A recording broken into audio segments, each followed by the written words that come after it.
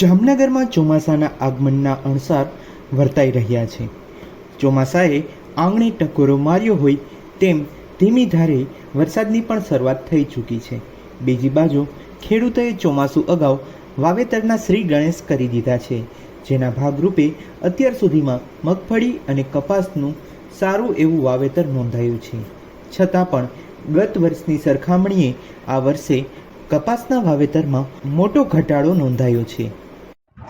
નમસ્કાર, હું જિલ્લા ખેતીવાડી અધિકારી જામનગર આર.એસ. ગોહેલ. હવે આજે જામનગર જિલ્લાના ખરીફ સિઝનના વાવેતરની વાત કરીએ તો જનરલી જામનગર જિલ્લાનો વાવેતર વિસ્તાર ચોમાસું સિઝનમાં 3.5 લાખ હેક્ટરની આસપાસ રહેતો હોય છે, જે પૈકી આ વર્ષે સિઝનની શરૂઆત થવામાં છે અને હાલની પરિસ્થિતિમાં લગભગ મગફળીનું 5,700 હેક્ટર જેટલું અને કપાસનું 3,600 હેક્ટર જેટલું વાવેતર પૂર્ણ થયેલ છે. આ ઉપરાંત શાકભાજી પાકો તથા ઘાસચારાના પાકો 150 હેક્ટર જેટલા વાવેતર થયેલ છે. હેક્ટર વાઇઝ વાત કરવામાં આવે તો જામનગર જિલ્લામાં ચોમાસુ પાક માટેનો વાવેતર વિસ્તાર 3.5 લાખ હેક્ટરની આસપાસ રહેતો હોય છે, જેમાં આગોતરા વાવેતરની વાત કરીએ તો અત્યારે 5,700 હેક્ટર મગફળી અને 3,600 જેટલું કપાસનું વાવેતર અત્યાર સુધીમાં પૂર્ણ થઈ ચૂક્યું છે.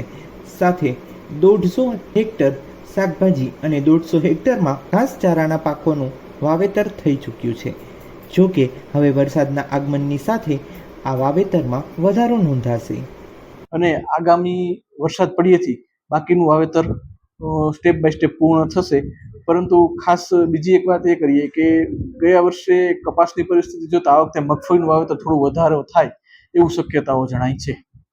બીજા પાકની ગયા વખતની સરખામણીમાં આ વખતે કેટલો વધારો થયો? હજુ સુધી તો વધારો જોવા નથી મળ્યો, કારણ કે હજી વરસાદ નથી પડ્યો. અત્યાર સુધી જે આગોતરા જેમને પાણીની સગવડ હોય અને વાવેતર કરતા હોય એ લોકોમાં ખાસ કરીને મગફળી અને કપાસ પાકનું જ વાવેતર અત્યારે થયેલું છે. બાકી તો વરસાદ જે પડશે ને જે પરિસ્થિતિ હશે એ મુજબના પાક ખેડૂતો પસંદ કરતા હોય છે, એટલે ફાઇનલ તો ત્યારે જ આપણને થઈ શકે. મારું નામ નંદા રાજેશભાઈ શિવાભાઈ, ગામ દળિયા. કપાસનું વાવેતર 20-25 દિવસ થઈ ગયા છે અને હજી કપાસનું વાવેતર કરવાનું છે. અને મગફળી 22 નંબર ઉત્પાદન કેવું કરે છે દર વર્ષે? સારું આવે છે, 15-20 મણ આવે છે. અને આ વખતે વધારે કયો પાક હોવાય છે?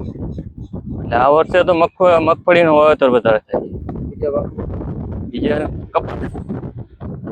જોકે ગત વર્ષે વરસાદની ઘટને લઈ આ વર્ષે આગોતરા વાવેતરમાં પણ ઘટાડો નોંધાયો છે, કારણ કે પિયતની પૂરતી સગવડ ન હોવાથી ખેડૂતો આગોતરું વાવેતર કરવાનું માંડી વાળ્યું છે, જેને લઈને હાલ ગત વર્ષની સરખામણીએ મોટો ઘટાડો નોંધાયો છે.